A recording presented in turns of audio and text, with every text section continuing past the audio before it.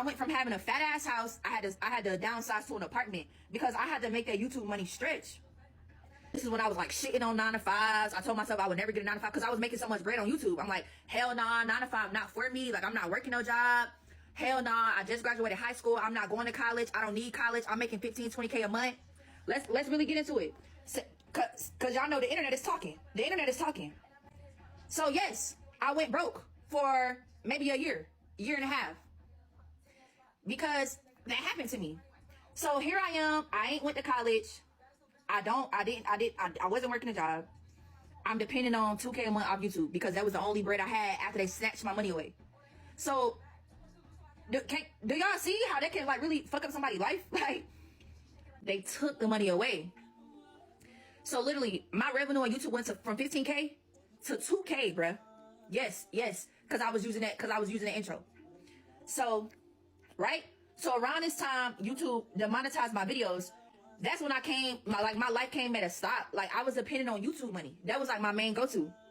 So when YouTube snatched my money for using that sample instrumental, even though my voice was on it, even though I low-key mixed up the beat, they still snatched my money. She went from 15 to 20,000 a month to 2K a month. This is why you got to learn how to invest. I always say, learn how to invest. Live below your means. Take some of that money and invest that money. Learn from somebody. You already got the influence. Hit somebody up. Tell them you want to learn what they do. However they know how to make money. It could be trading. It could be off of whatever. There's so many different skills out here online that people promoting. If you find somebody legitimate, you could even become an affiliate for their program or whatever it is that they got to offer. Or you could simply tell them, I will promote what you have if you teach me. I will bring you clients and customers. You think they're going to turn that down? But just solely depending on ads, that's dead. They could demonetize your channel for saying the wrong thing, cut your viewership down, just stop pushing your videos out there. Also, you don't own your audience. You haven't built an email list. There's no way you could contact everybody on the back end if YouTube goes down. But these YouTubers live and learn. Before I got on YouTube, I was an investor first. I was a businessman first. The reality of being a content creator with over 200,000 followers is I'm broke. I go viral literally every single week. Every week. I got like over 8 million views this past month. I have like loyal fans, you know? But I'm just like, yo, I had $101 in my bank account yesterday. Last month, the Creator Fund paid me like $70 because I make a lot of short form videos that aren't over 1 minute long.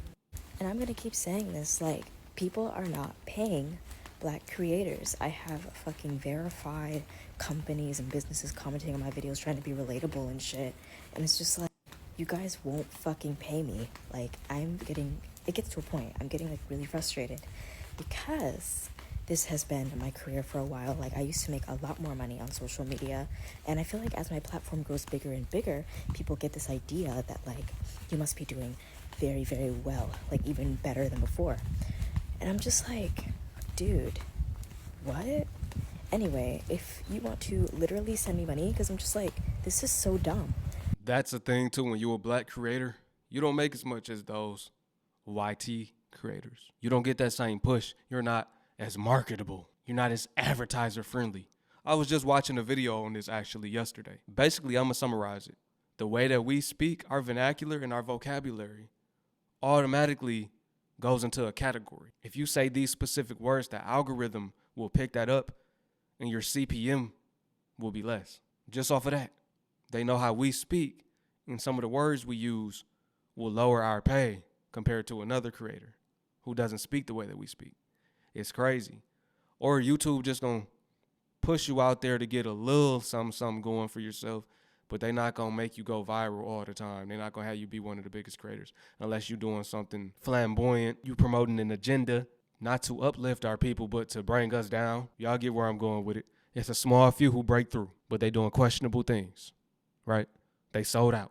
Y'all know half these influencers don't be having no car or no crib, but they don't have no car. Let's start there. Just saying. They be broke. They don't have no money. The shit is fake. Broke. She right, a lot of them don't got no money. It's a facade.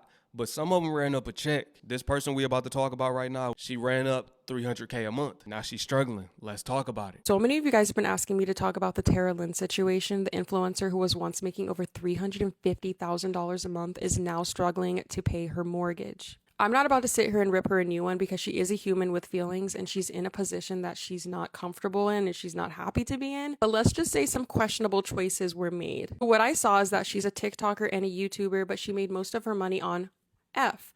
And I mean, $350,000 is a lot of money. She ended up buying a $3.5 million home. But according to my calculations, if you're making that amount of money, you could have paid the house off within the year when you're making That too. They got to do things like that as well. Sell their soul. So even her, she wasn't making most of her money off of advertising. She had to advertise her body to the world. And was it worth it?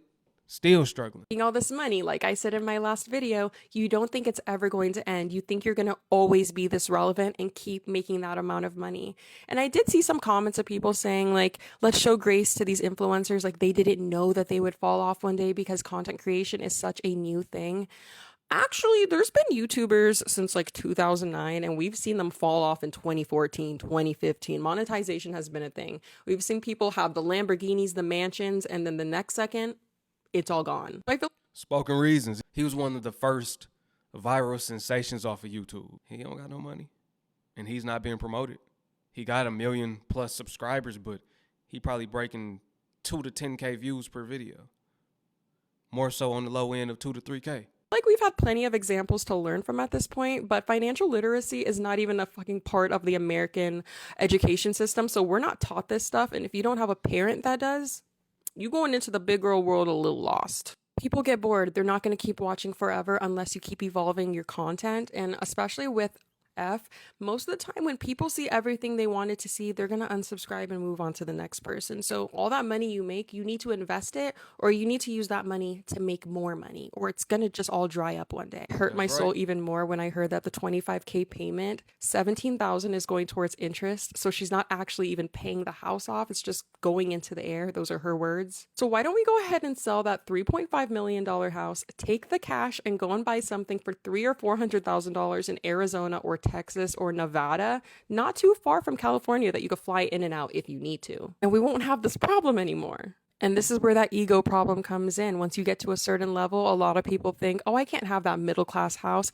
I need to have floor to ceiling glass window condos. I need to have a big fat mansion to throw parties in, just to keep up appearances, just to impress a bunch of people that are not actually your friend. And the second you fall off, they're not going to talk to you anymore. If you watched me during my LA era, you would have saw I had a huge ass friend group. I only talk to maybe one of those people now. Something a lot of influencers forget as well is that we are self-employed. We have to pay like 30 or 40% back to the government in taxes every year. But let this be a lesson for anybody that wants to get into content creation as their career. Set aside money for taxes. Prepare for the worst, because you can have a 100K month, but the next month you can make $200. There's a lot of up and down, but once it goes down, it can get really bad really fast. So make sure you have that safety net. Take it from a flop like me. It's going to go downhill one day. People are going to stop caring. Prepare for the worst. Exactly. Troll. Plan for the worst. Know that it's coming. You only hot until you're not. Thank you. Eventually, people will move on and find interest in somebody else. Just like how they found you, had a liking to you. You are not an exception as a creator. They'll find somebody better than you. If somebody gonna come along that's gonna do exactly what you do, but do it way better. Your fan base is going to them. Even on YouTube, it'll show your competitors. If you if you log into the back end, go to analytics, it's gonna show you your viewers also watch these people. They're not just watching you. They're a fan of the type of content that you make. That's what it is. Now, some of them true fans, but not all of them. That's all I'm saying. Some people, they really rock with you. Like some of y'all really rock with me, but not everybody that watch my content. And I'm not no big, huge influencer. I'm still investing. The best thing you can do is invest that money. Make your money. Go out and make more money. Your money should be making money. I don't understand how people don't understand that this won't last forever. Let alone let the internet go down. Then what? You got to think like that. What if the internet go down? What if YouTube go down? They go out of business. Then what? Or whatever platform you're on. It could be TikTok. Wherever you at. Then what will you do? But people don't think like that. Oh, this going to last forever. Let's make it last. Nah, it ain't gonna last forever, man.